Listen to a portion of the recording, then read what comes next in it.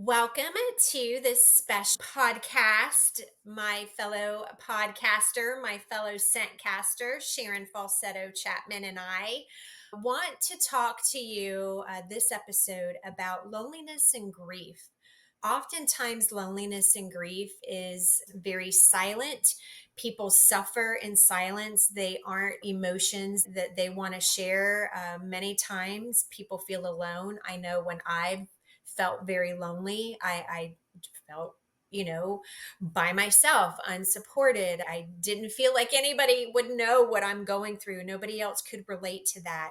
The same thing with grief. I have had a lot of grief in my life. I'm certainly not a grief expert, but the fact that there is a growing number of grief coaches tells us as a society that it is an emotion that, number one, that does exist and that does affect so many people, but two, that so many people are willing to be vulnerable and willing to work on. And what we want to do is we want to share holistic solutions. We want to share holistic remedies that we both have used on our journey through feeling loneliness and through grief. And so I want to welcome my fellow scent caster, Sharon, with us. How are you, Sharon? I'm good. Thank you, Jennifer. It's always nice to chat with you. I feel like we could talk forever on different things. This is a different podcast, loneliness and grief. I think it's a much needed one.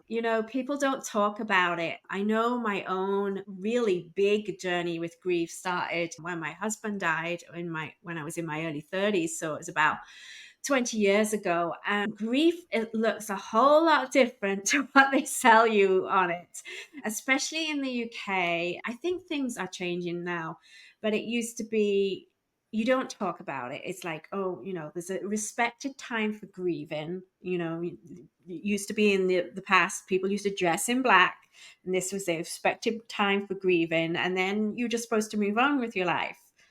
It's not like that at all. I mean, grief is, I didn't even know how deep grief I was in until recently, like 20 years later, like looking back on reflection of what I was going through. It's not from my personal experience. It's not always about feeling sad. It's so difficult to explain. It's like an up and down road, and it can hit you at any time. You can be doing anything. A certain song comes on the radio. I'm showing my age now. It's really kind of podcasts and stuff now, isn't it? But you're watching TV and something else provokes about that.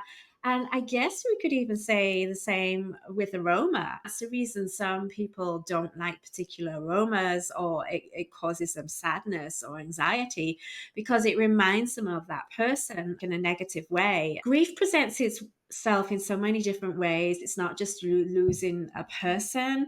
I went through a lot of grief when I lost my dog. And some people say even more so with losing your dog, maybe than a relative that you never see that often, because your dog is with you every day, and he's part of your life. She's part of your life. So there's different feelings there that people kind of confront with. And also grief of losing self. It's not something we really talk about in society so much. But we do change as we go to different events in our lives. You lose a part of who you once were, or you maybe grow. And so you still lose a bit of you there as well. And we don't really honor or take that time to grieve for losing that part of us that's no longer part of us, but was part of us. I don't know, Jennifer, do you agree with that? Or I do. And thinking of grief, even loneliness, that separation of self, we grieve people, places, and things. And don't forget, Mhm. part of the people is ourselves, self grief, loss of who we once were. We look back, so many people say, oh my gosh, I used to be this and this and Yeah. this. It's okay to used to be that. And I think one of the mistakes that I see, including myself, a lot of us we make is when we're in a grieving situation, loss of person, place, or thing. You're right. We give ourselves this short window. It's a short window of 3 to 5 days. You have a week, and then the next week, everybody's still calling you and messaging you and sending you DMs and texting and, hey, what's going on? And like nothing ever happened. But, what Mhm. we have to recognize is when we're in that state, it's almost like you've been hit over the head. Everything stops.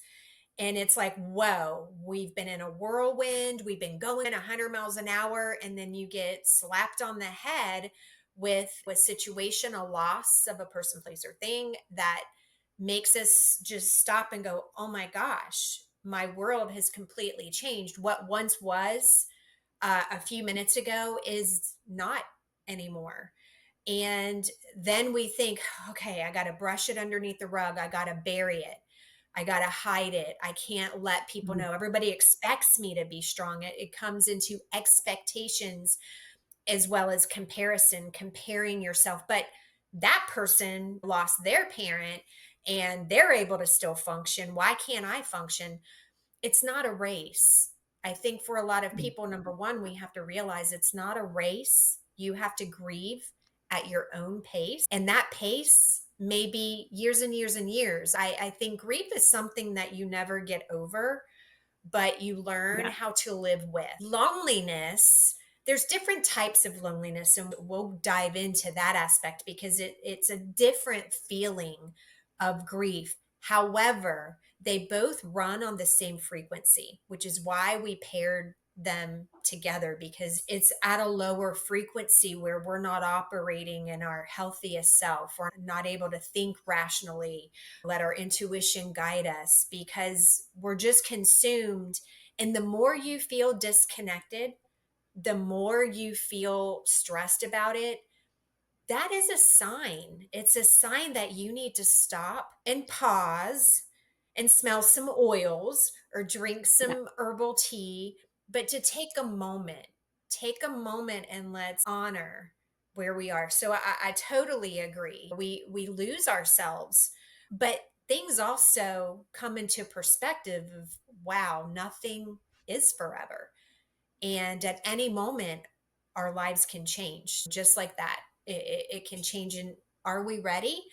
We'll never be ready, but having some Yeah. tools to help you on that journey. I think you and I both, we had grief at early ages, and I didn't have tools until I learned about aromatherapy. And now, knowing that grief we hold in the lungs, loneliness is rooted in the gut, then we can see, oh, that's why I'm having physical ailments. So now that can lead us to certain remedies that can help. I agree with the not having the tools. I mean, I became a widow at the age of 34, and all I kept getting pushed up against was, "Oh, we don't know what to do with someone so young as you. Our ladies are usually like in their 80s, and nobody knew what to do with me. And they pushed me around, and and then it was like I got a little bit of therapy, but it still wasn't. I wasn't given any tools. I was just like hanging out to dry, and nobody knew what to do with me. And it was like, oh, just get on with it. And it was the same when it first happened. It was a shock, and people were surrounding me. And then, like you say, after about a week or so, everyone goes back to their lives. I didn't have a life to go back to. My life was totally changed within that minute.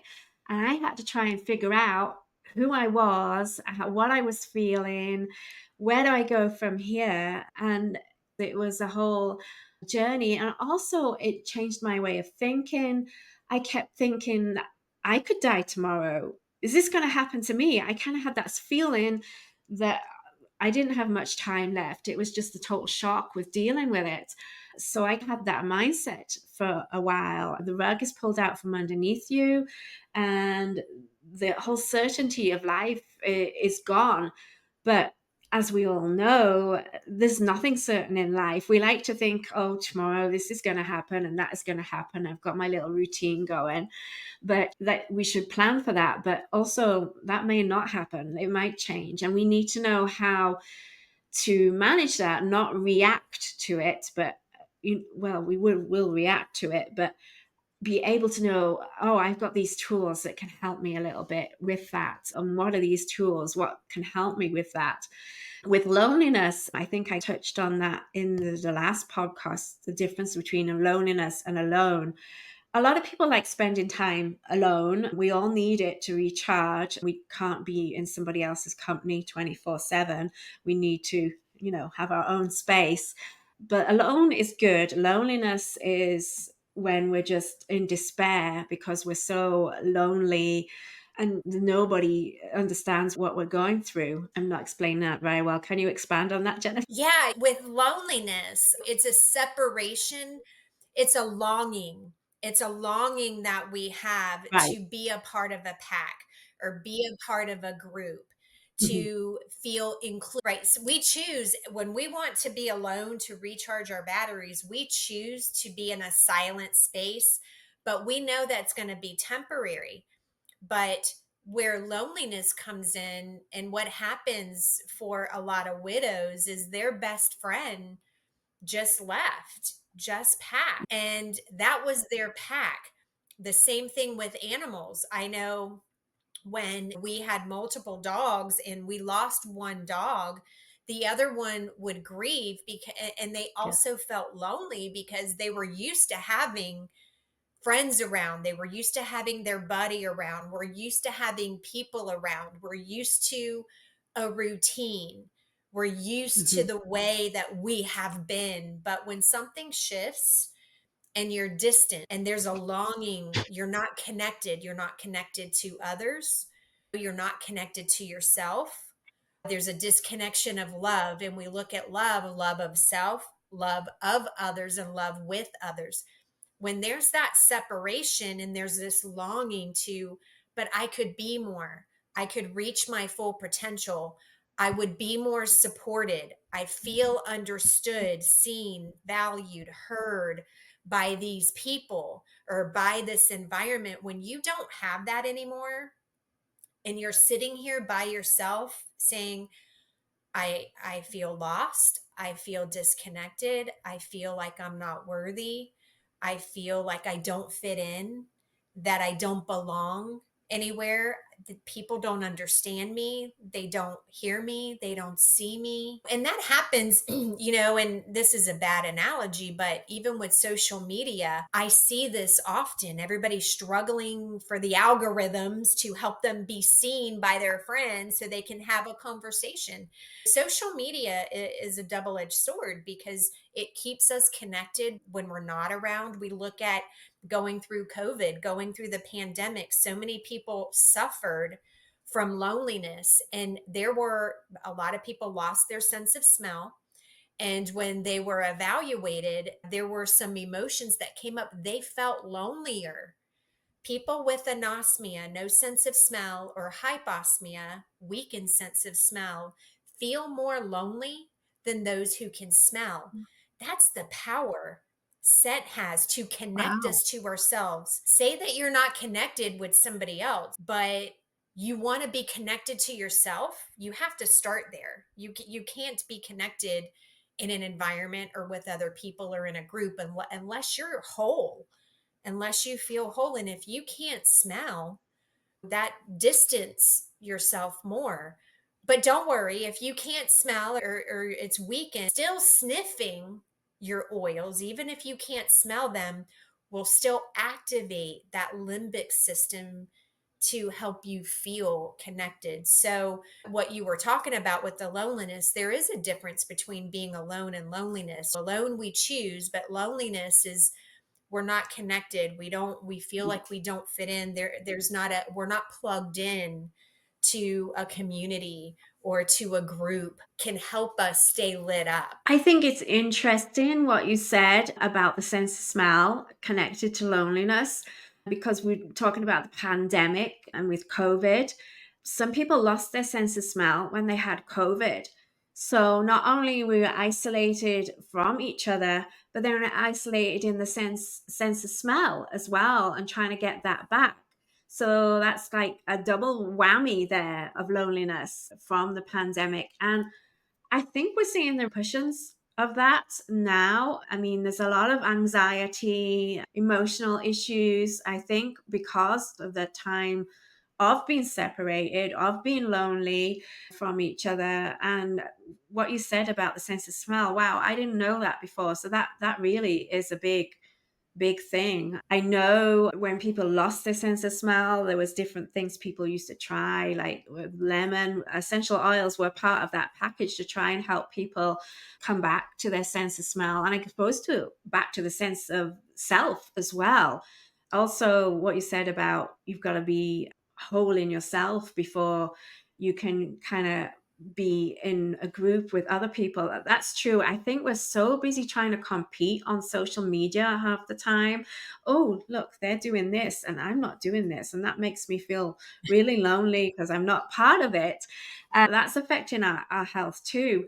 We've got to get to a place where we're happy with ourselves instead of comparison. I mean, I know it's a natural thing to do. I still do it, but trying to be connected to yourself first is pretty important. And I think we just haven't been taught as a society how to do that. As you say, it was all pushed away. It's like, okay, time's over, grief time is over. Just kind of get on with it. We don't really want to know about your feelings. People aren't encouraged to do that. But I'm happy to see that it's getting more talked about now. Maybe this is coming as a result of COVID a few years after, that we're realizing we've got a big problem here, and we've got to talk about grief. We've got to talk about loneliness, and yeah, the essential oils that we can use to deal with that as well. Yeah, we certainly COVID, there was a lot of bad that happened with COVID, but moving forward, watching the decline, significant decline, more so in our lifetime than ever, the decline of mental health. And I think you and I have talked, part of our mission is certainly to provide holistic remedies for a variety of different topics, but we are focusing a lot on mental health and emotional health because we do find that's the root.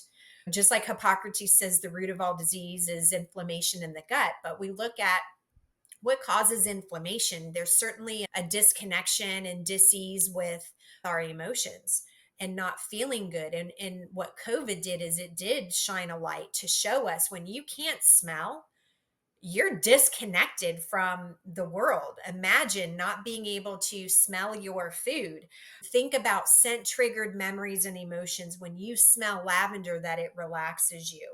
And when you smell a citrus oil, or even if you were to cut a lemon open and smell that fresh lemon, that provokes a certain feeling. And if you don't have that, it's another layer of disconnection that will lead into loneliness. Anxiety was high, feeling abandoned and feeling lonely. Those were some of the top emotions in that scientific study. And so, yeah, back when we were growing up, you didn't share your feelings. You didn't tell people. It's hard to say, I'm lonely.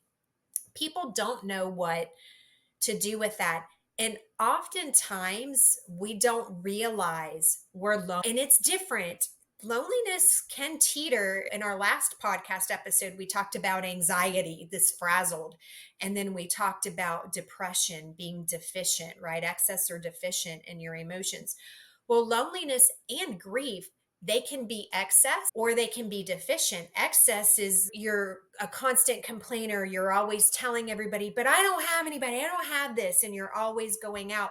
When you hear people, if you're that way or you hear others, just know that's a cry for help. That's a cry for, I'm lonely, I'm grieving, and I don't know what to do with this. An outburst of crying at the drop of a hat, and expressing that.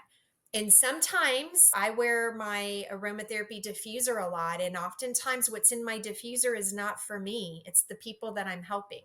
It's the people that I'm going to help. Or if I'm going to the grocery store and I have a mission, I just want to spread joy, love and joy, then I'll put a love and joy blend in my diffuser. And that way, anybody that I'm supposed to meet that day is going to smell what it feels like, what it smells like. And remember, even if you can't smell, you're going to get those scent molecules going into the limbic system to activate how you process emotions. And then at the same token, you could have a suppressed grief or a silent grief. That's you're holding it in, you're not letting it out. And the loneliness, you're internalizing it, it's eating away at you. You're going to have more stomach issues because it's just eating away at you. And when you do that, it's going to eat away at you so much that you're just so lost. And if you can recognize that, or if you are lucky enough to have a great buddy, an accountability buddy, Sharon and I are accountability buddies for each other to know, hey, something feels off with you today, or I'm just checking in. I hadn't heard from you, and something tells me, my intuition is telling me to check on you today. Or I just wanted to give you a word of encouragement today. You just might want to share a prayer or share a positive thought for the day or a pretty picture just to give a splash. Yeah. These things are important and they're free. They're free to be able to lift somebody up that way. And then adding in, of course, your botanicals and your scents are going to be even more amazing. Yeah, it's true. You just don't know what someone else is going through, and a kind word or just a simple act could totally change their day. And I mean, even if it's just say, "Hey, I like that dress you're wearing today." That happened to me in the grocery store once. As a random lady just said to me, "Oh, I love your dress. It's so cute." And I was going through a really tough day, and it just made me feel so much better. And I didn't know her, and she probably didn't know what an impact she had on me. So I try and do the same. And it's taken me a little bit of confidence because I'm not one to suddenly just say something to somebody, but it makes me feel good. Maybe I made a difference in that to their day. And it is true. So, yeah. And moving on to what essential oils that can help with that for, like, we were talking about loneliness, so I'm going to start with loneliness. You might have seen I have rosemary in my hair today. It's not very clear because it doesn't have any flowers on it, but rosemary is a good one to be stimulating and uplifting. And I also think it's kind of, a friendly one for loneliness. And quite a few in the Lamassisi family, like mint as well. A lot of the herbs are good for that. Our old friend lemon, I love lemon as well because it's uplifting. And sweet marjoram, I don't know why. That's a kind of like a spicy, you were talking about spicy, Jennifer, in the last podcast. And I don't kind of skew towards spicy oils in aromatherapy. The funny thing is, I started putting them in my perfumes. There's a lot, I've had spicy notes in there, so I must be feeling something there. The sweet marjoram to me has a little bit of a spice to it. But it's also warming as well. I think when you're lonely, you want something warmth as well to kind of wrap a hug around you. And so rose, I'm thinking rose tea for that is great. I would pair rose tea with mint though, just a little bit of stimulation there for loneliness. So yeah, that's a few of my thoughts on loneliness essential oils. I love those. And I had marjoram in my list too, because marjoram, the essence and the plant signature is known as mountains of joy. It brings mountains of joy to you. Right. And when you can operate from a joyous state, I do like cinnamon, but I will do a little bit because to me, cinnamon is like a hug in a bottle. It is comfort and joy. We think of the holidays, comfort and joy. So I do like cinnamon. I like Roman chamomile because it's a nurturer, it's a caretaker, and sometimes you just need to be taken care of. And I love to put Roman chamomile and cinnamon together because it truly is comfort and joy. And with marjoram also. So cinnamon, Roman chamomile, and marjoram together is that comfort and joy. It's a hug. It's a joyous hug. And then I also like to add in the flowers of geranium and ylang ylang to provoke that self love, to provoke this feeling of connection with self. Who am I? What do I want? What are my amazing gifts? What are my superpowers? I am amazing. I am worthy. I am good enough. Those two oils are so profound for that. And then I like to bring in some of the camphracus. I love rosemary. I didn't have rosemary, but I agree with you on rosemary.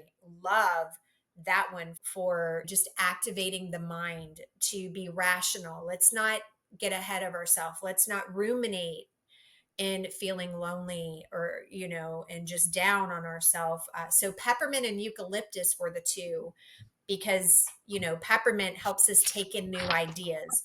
Let's just take in the idea, or let's just think about possibilities and opportunities.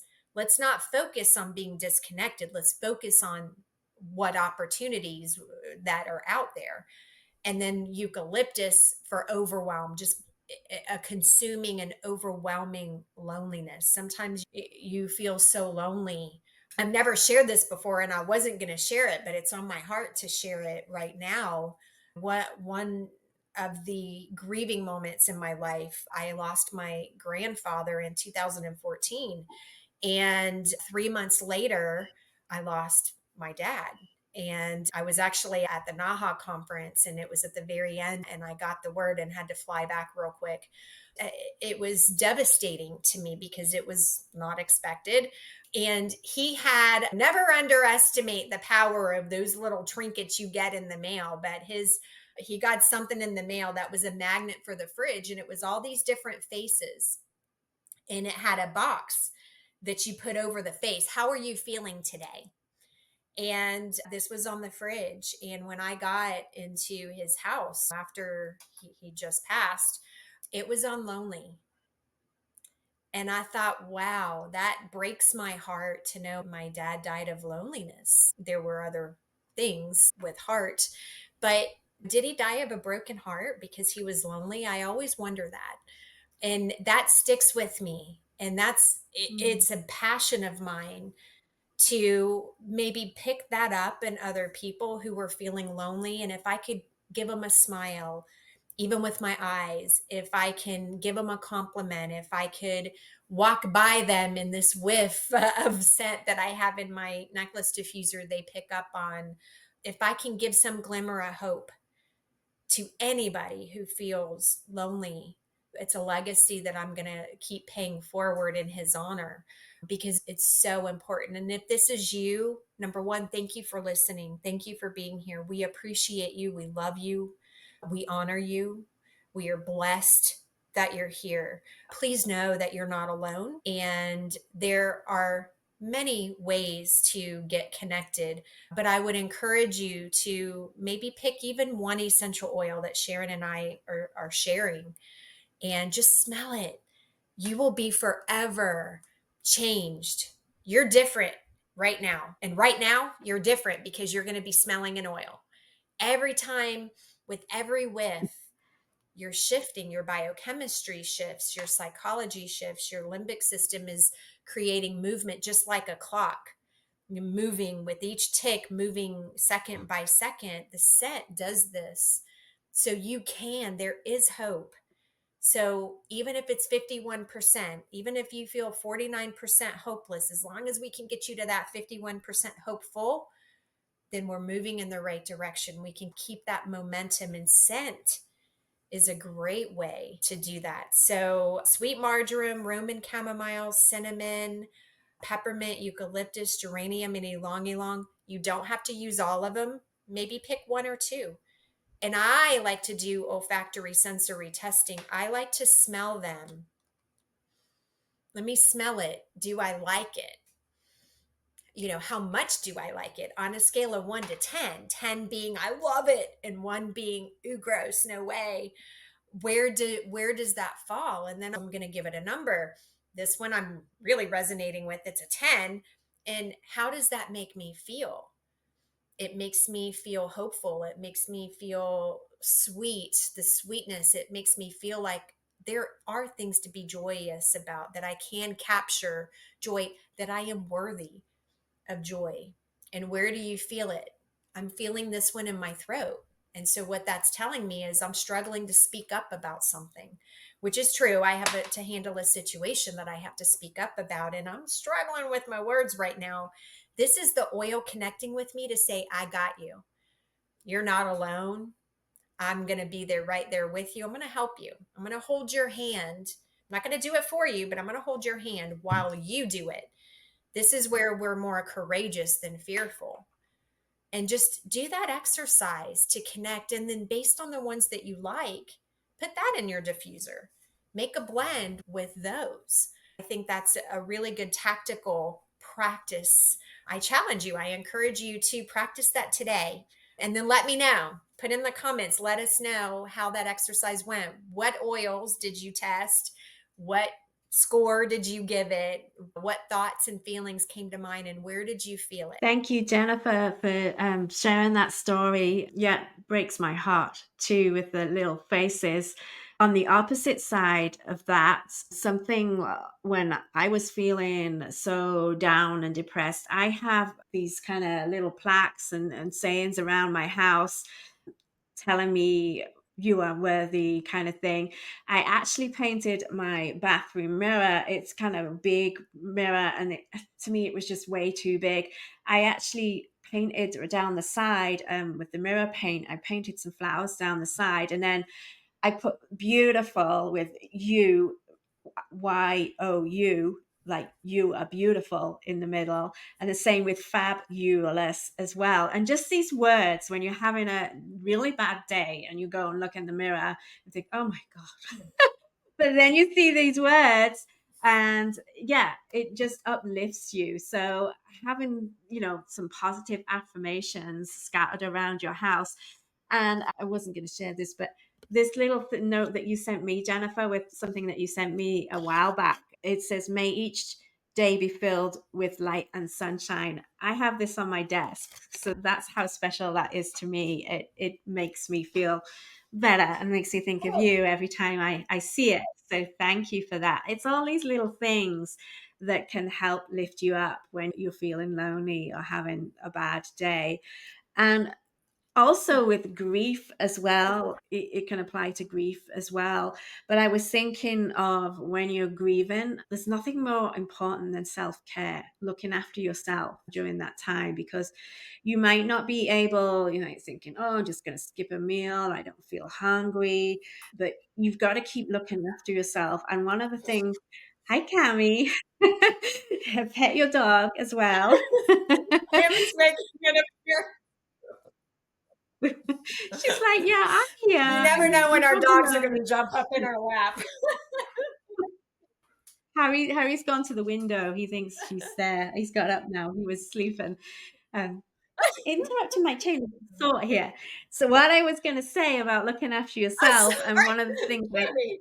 She wanted to give you a hug. You were talking about grief. now I have one coming at me at this side. Where is he? Oh, he's behind me now.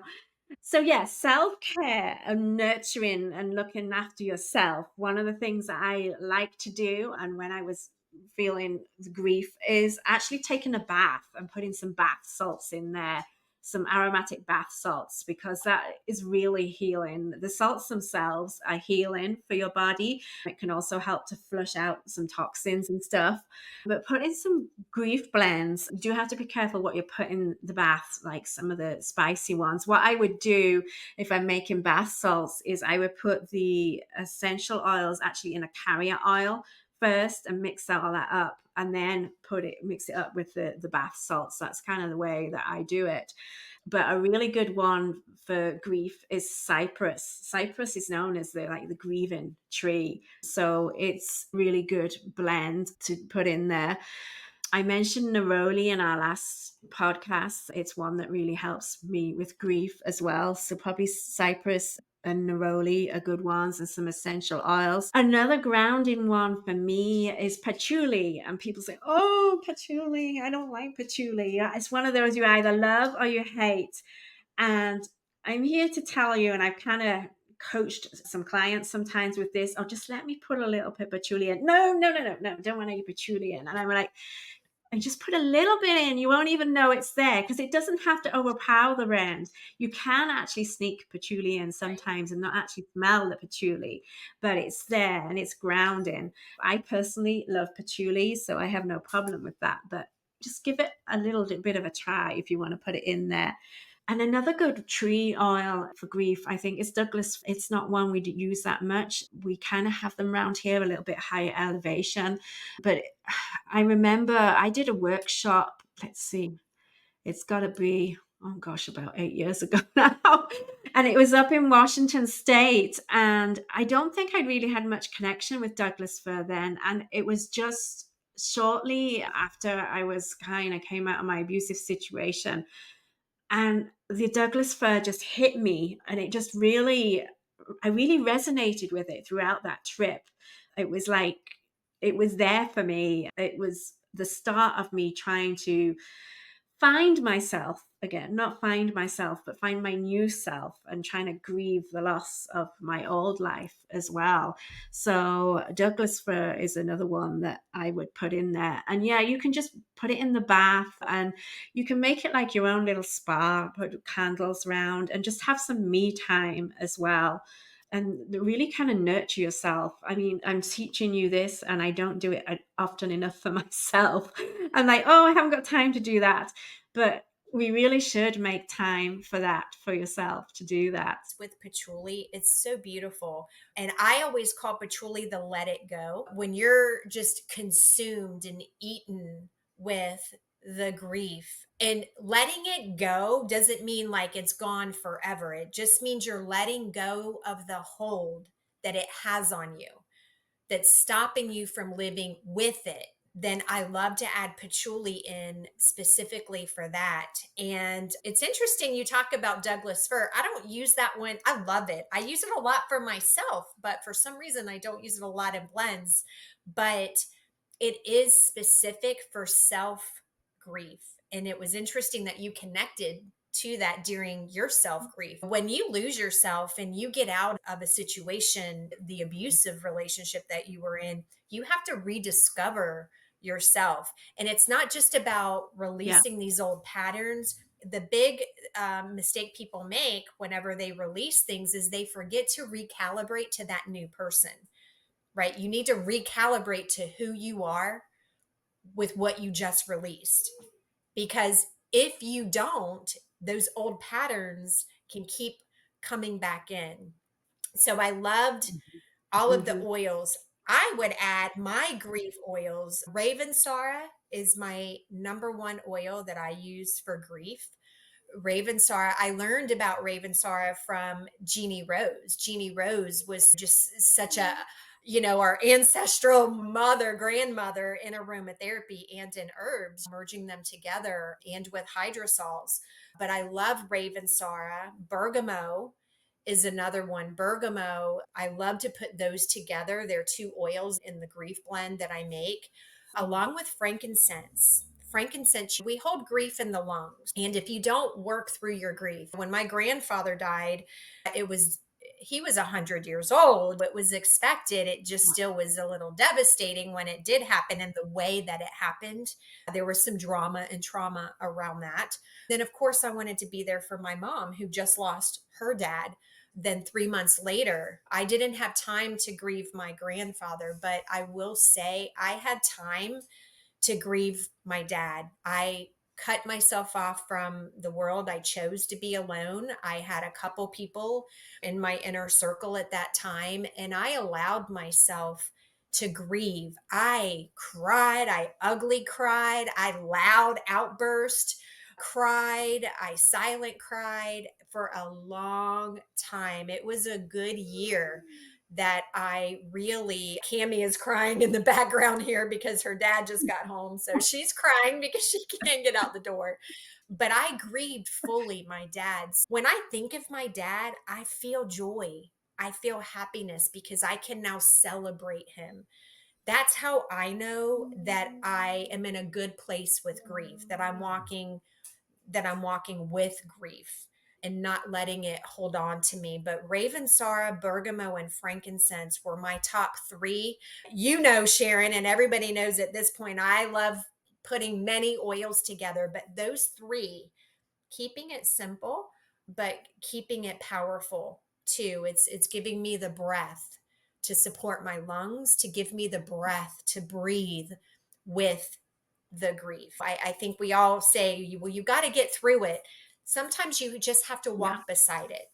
I do love the oils that you chose there. Frankincense is a good one. I love frankincense. It's another one. It's good for grief. Again, there's lots of different oils we could choose. These are just our, ones that we have used or found useful. You can use them in different ways. You can use them in inhalation. I mean, I'm talking about self care again. You could put it in a body oil as well to look after your body after you've come out the bath with the bath salts. I'm originally English. Well, I am English. I'm originally from the UK.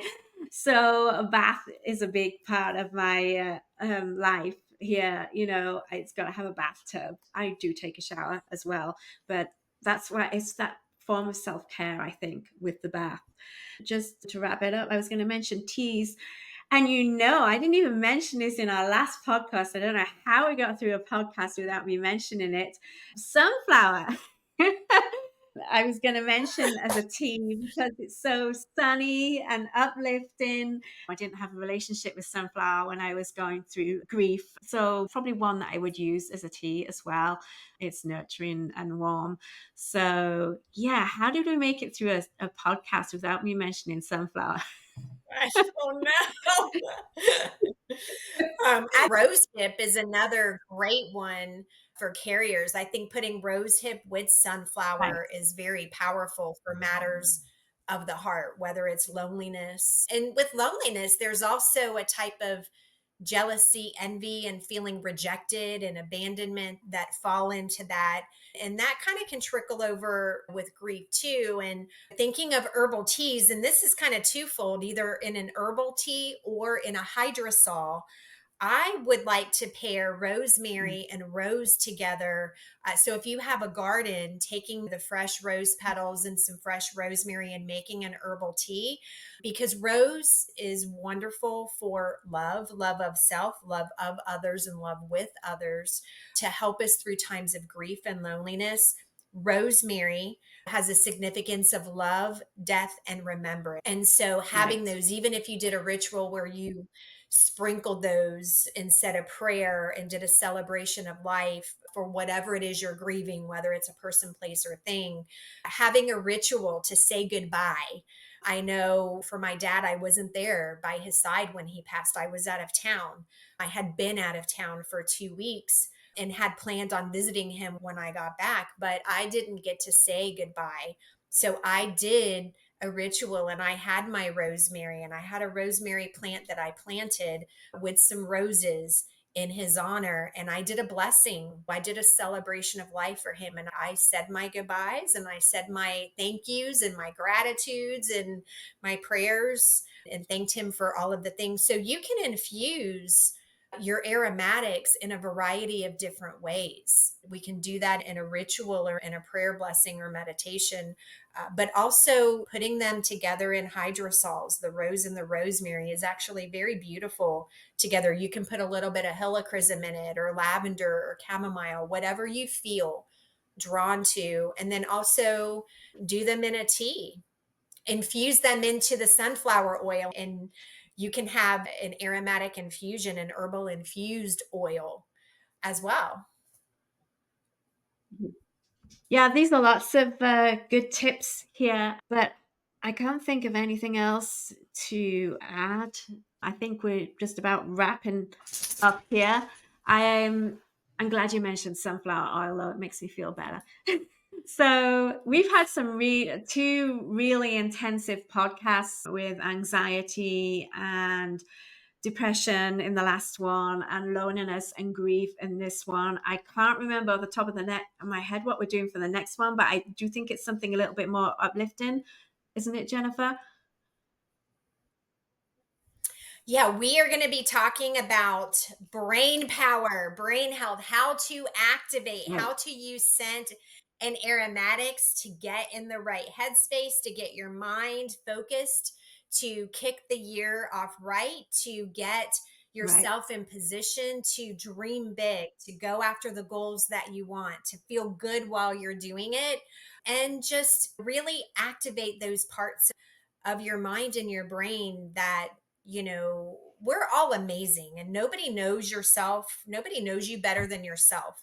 And wouldn't it be great to activate and to light up and tap into our inner passion and power and purpose so that we can lead forward, shining bright in all that we are. So, we're going to get into all of that on our next podcast. Thank you so much for joining us. We appreciate you, and we'll see you next time. Yes, thank you for joining us, and I will see you in the new year. Take care.